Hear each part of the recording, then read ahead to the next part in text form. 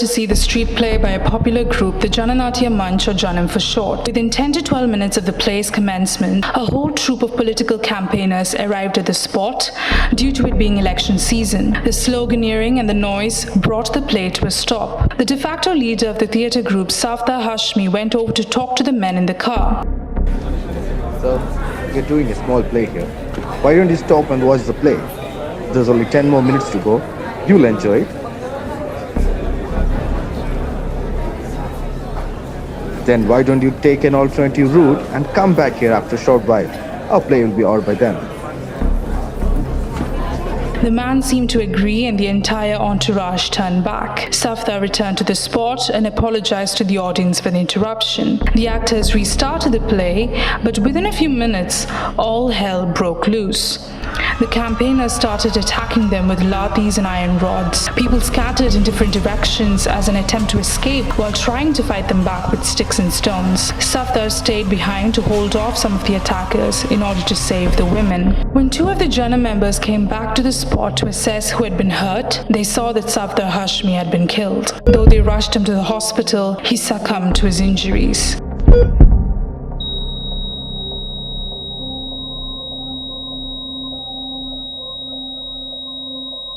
He was 34 years old. The post-mortem read that he was hit on the head with an iron rod for at least 20 times.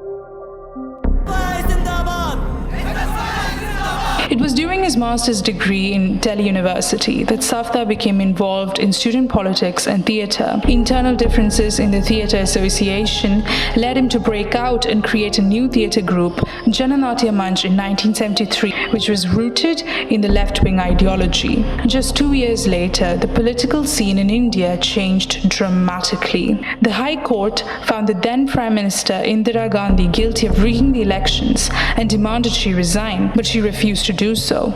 In light of which, Janam put up a play titled Kursi Kursi Kursi about a leader who loses the election and quite absurdly finds the throne in which he sits stuck to him. This performance was a turning point for Janam. Shortly after, Indira Gandhi went on to declare a state of emergency in the country. The widespread arrests and suppression of dissent made everyone, including Janam members, fear for their lives, so they kept a low profile. But when the emergency ended, the group found themselves short of money to put on big plays. This lack of funding was how the group oriented solely towards street theatre. They produced plays on the plight of the peasants, fascism, violence against women, and unemployment. In 1988, the working class held a 7-day strike demanding an increase in the minimum wage. Inspired by this episode, Safdar wrote a play, Chaka Jam, which later on was reworked as Halla Bol. The day Safdar was murdered, it was this play that was interrupted mid-performance. The attacks were orchestrated by Congress leader and local goon Mukesh Sharma, who wanted to scare the workers' unions and movements. Safdar had gotten their way,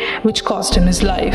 This reckless killing of an artist evoked strong reactions from the public and the industry. Collectively, they decided to observe his birthday, April 12, as National Street Theatre Day. That same year saw almost 30,000 performances held nationwide on that day. But the single most important performance of street play in Indian history took place 48 hours after his death, when Safdar's wife and fellow Janam actor took the troupe and went back to the same spot to complete the play.